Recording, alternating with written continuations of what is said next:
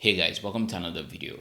One of the most common questions asked is what is the best advice for a first-time entrepreneur?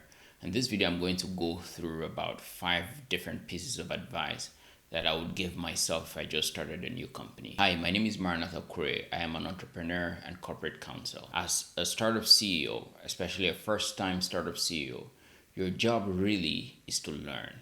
Learn. You have to do this. You have to keep learning. The reason is, as a first time CEO, you have little skills except maybe the technical skills you have, but you are a first time CEO, so you don't have enough managerial skills, for instance. You don't have a lot of business knowledge except if you went to business school. So your job really, and by the way, even if you did go to business school, know that what you learned in school is different from what you see in real life. For instance, I went to law school for 3 years. But when I started different jobs, different aspects of law, the realities on the ground and the laws we had to learn were different from the laws that we learned in law school, because law school is a foundational course. So it's the same thing here. You're going to have to learn new things and you're going to have to learn it quickly. Let me put it this way. As a first time entrepreneur, in fact, as an entrepreneur, you are really in a race between your ability to learn and the resources that you have. You have to beat you have to learn fast enough to beat the resources you have. So you have to learn fast enough to make sure that you have learned enough before your resources run out. So that's the first thing. Learn. And that entails listening. Listening to people who at first you may not agree with what they have to say. There are pieces of advice that people will give you and you'll just think, this is ridiculous. There's no way this is going to work. But listen more importantly to the why they give you that advice, because then you may see the logic behind it. You may see the reasoning behind it. It might then make sense. And sometimes even if it doesn't, if it's going to cost you little to just try it, go ahead and do so. Go ahead and just try it and see if it will work. Now, this leads me to the next stage. As a first-time founder, you are either skilled in one of two things.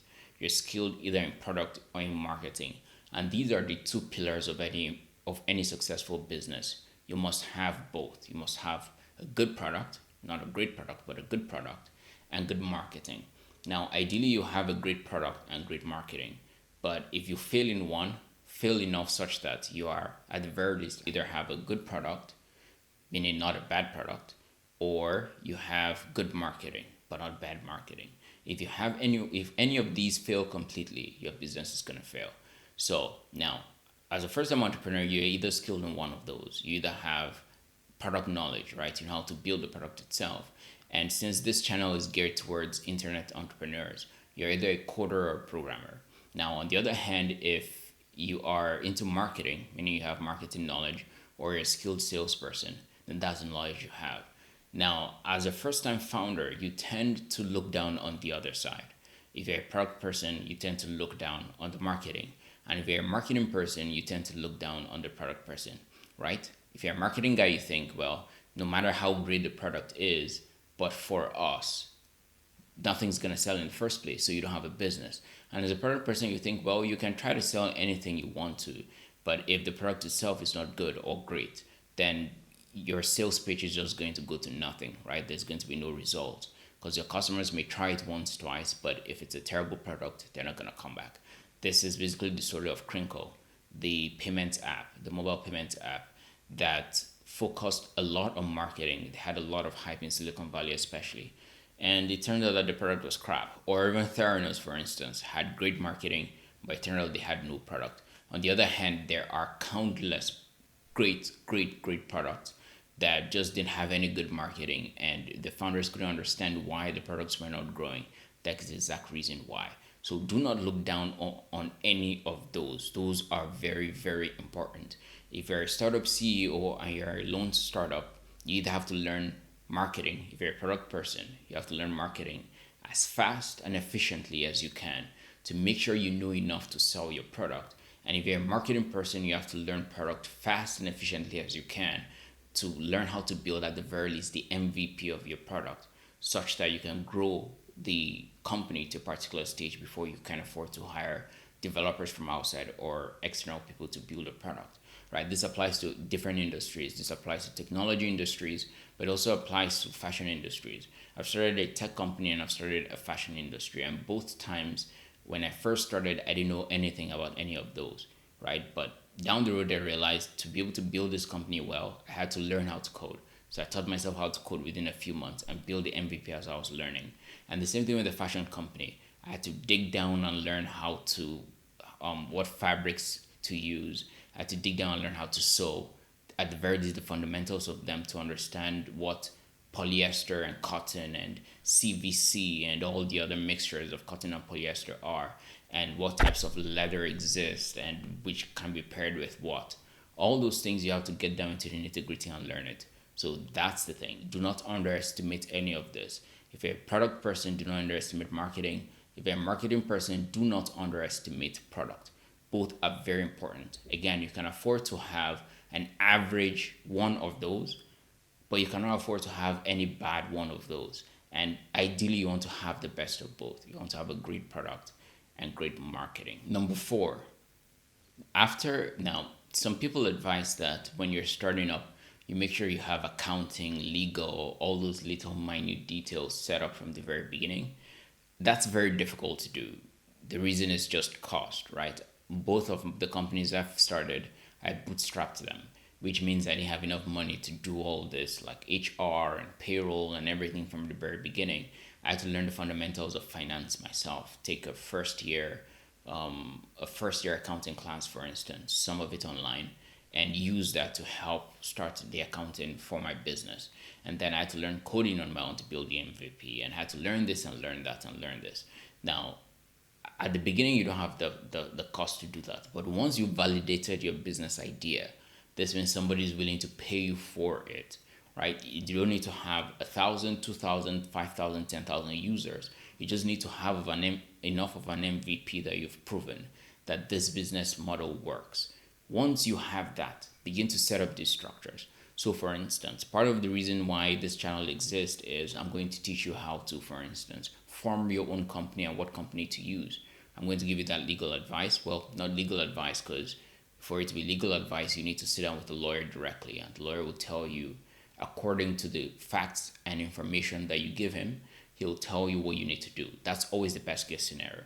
But if you're a bootstrapper, you cannot pay between $100 to $300 an hour for an attorney.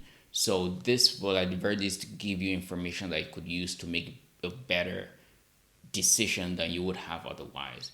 But once you have passed that MVP level, consider getting an attorney to take care of your formation, all the vesting issues, stock options, payroll, all those things. Get an attorney to go through them. Get an accountant if you can. Hire HR if you can.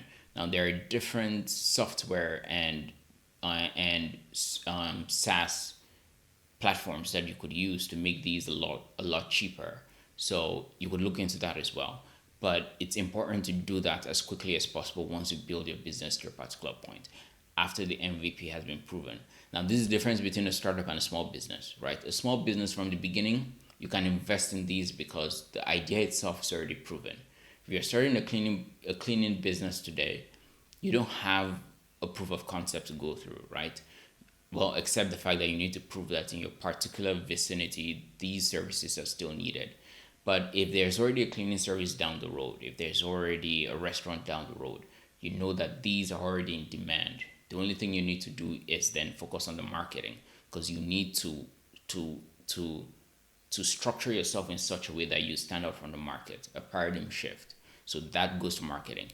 But a startup from the very beginning needs to prove the concept itself, because it's trying to innovate on present ideas already. So once that is done, focus on legal, focus on accounting. This is when all the boring stuff starts.